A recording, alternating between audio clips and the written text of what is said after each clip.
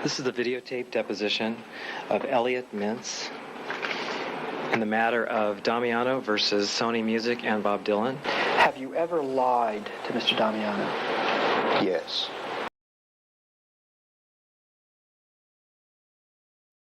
Someday, maybe you'll be able to tell the greatest story. Say the greatest line. Give the greatest performance. Find the greatest find. Bob Dylan started out singing other people's songs, but as he says, there came a point where I had to write what I wanted to say because what I wanted to say, nobody else was writing.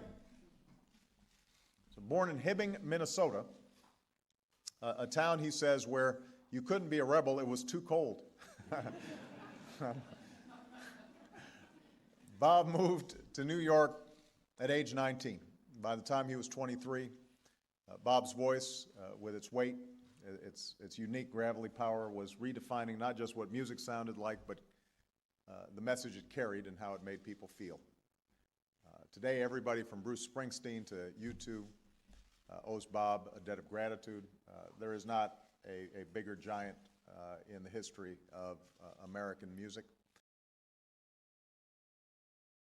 There are thousands of facts that support the fact that Bob Dylan is a plagiarist.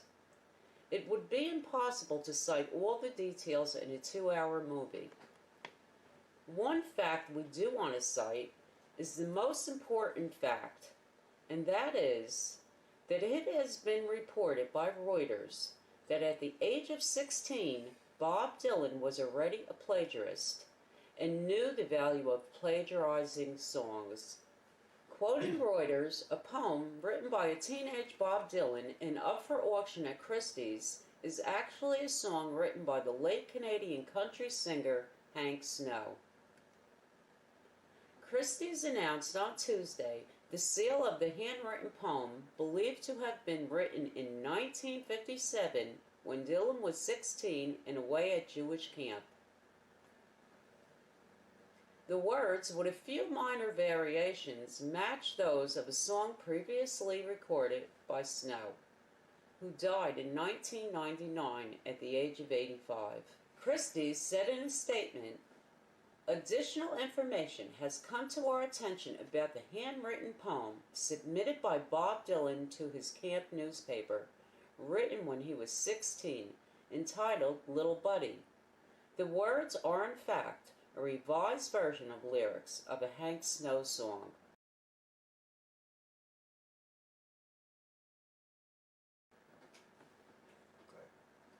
In 1996, James Damiano posted the findings of his lawsuit against Bob Dylan on the internet and received over 8 million hits. It was at this time that Bob Dylan's musical works were called into question, and the origin of his songs started to be scrutinized by critics.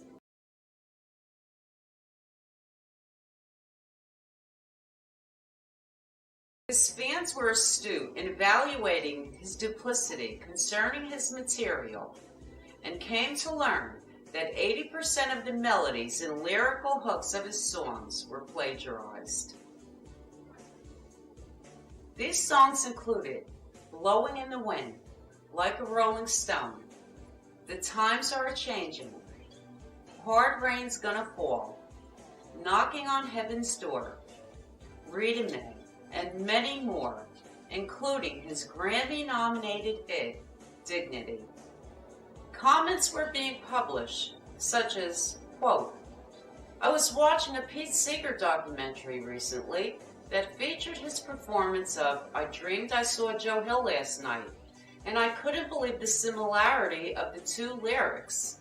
The phrasing and the cadence of these lines were exactly the same, except replacing St. Augustine for Joe Hill Last Night. I already knew Dylan writes this way. There are other more apparent examples of Dylan taking a phrase or sentence or song and reappropriating it for his own uses, such as rolling and tumbling off Modern Times. As this avalanche of evidence started to bury Dylan, he hid like a cornered weasel behind corrupt lawyer, judges, and journalists who covered up his massive affinity for plagiarism. The heat got so bad that he had to answer in some fashion. When asked what he thinks of people who charge him with plagiarizing songs, Dylan replied, "Wussies and pussies complain about that stuff." Bob Dylan is sick and tired of his critics. In an interview with Rolling Stone, the 71-year-old folk rock icon, who has just released his 35th studio album, addressed charges of plagiarism, calling his critics wussies and pussies for claiming he was stealing from the works of others. In 2006, the New York Times accused Dylan of borrowing from a Civil War-era poet on his Modern Times album, and the Wall Street Journal claimed Dylan's 2001 record Love and Theft had very similar phrasing to a 1995 biography of a Japanese mobster. Dylan claims that in folk and jazz, quotation is a rich and enriching tradition, and he compared the accusations to folk fans calling him Judas when he started to play the electric guitar on stage for the first time in the early 1960s. No doubt some will examine Dylan's latest album, Tempest, for its authenticity. But in his latest interview, Dylan has a few choice words for his harshest critics. They can rot in hell.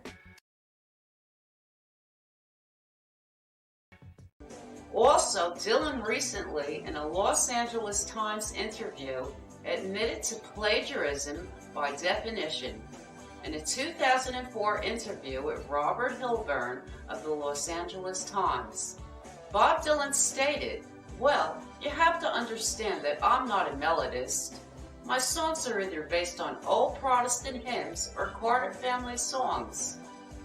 What happens is, I'll take a song and simply start playing it in my head. That's the way I meditate. I wrote Blowin In The Wind in 10 minutes. Just put words to an old spiritual, probably something I learned from Carter family records. The Times They Are A-Changin' is probably from an old Scottish folk song. I'll be playing Bob Nolan's Tumbleweeds, for instance, in my head constantly, while talking to a person or sitting around, whatever. People will think they are talking to me, and I'm talking back, but I'm not. I'm listening to the song in my head. At a certain point, some of the words will change, and I'll start writing a song. End quote, Bob Dylan.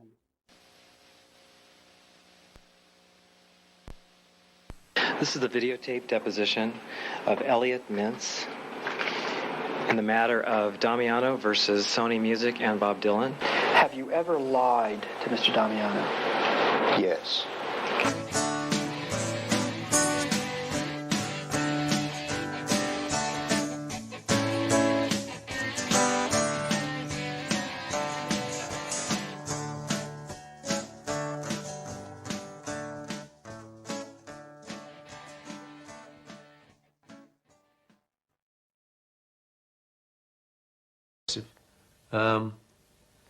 Yeah, we started to meet these people who'd really just been in newspapers and on film. You know, we actually were rubbing shoulders with them. The times they are a-changing.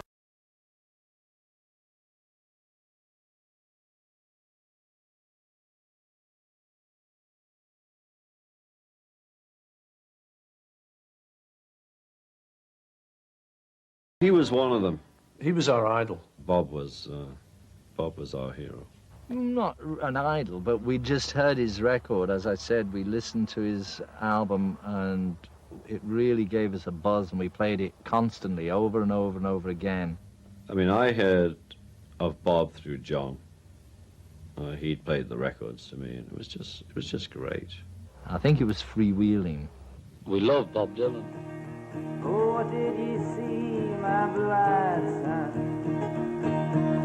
And what did you see, my darling young one? Son reborn baby with wild wolves all around it. So how we've done.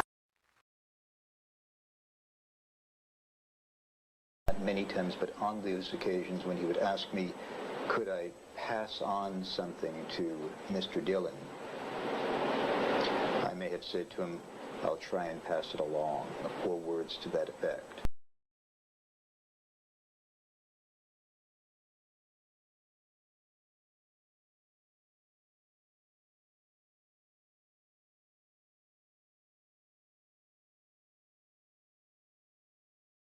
If the issue was my fingerprint on a Not piece yours. Somebody else's, sir, such as the defendant. that never crossed my mind. There would be no way that the defendant's fingerprint could ever appear on a piece of paper that came out of my fax machine and went directly into my file cabinet. Thank you. And would Mr. Dylan, on occasion, meet with Mr. Mintz in person? Well, yeah. The criticism that you've received for more or less leaving folk music for folk rock hasn't seemed to bother you very much. Do you think you'll stick with folk rock, or are you going on into more writing? I don't play folk rock. What would you call your music? I would call it,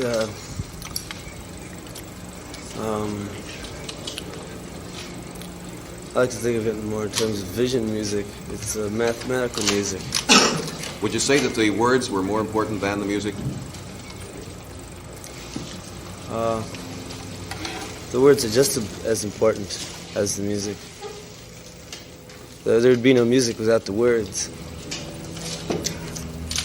Which do you do first, ordinarily? The words. Do you think there will ever be a time when you will paint or sculpt? Oh, yes. Oh, sure.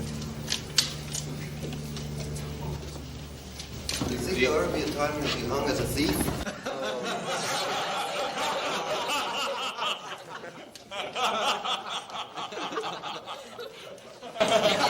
You weren't supposed to say that.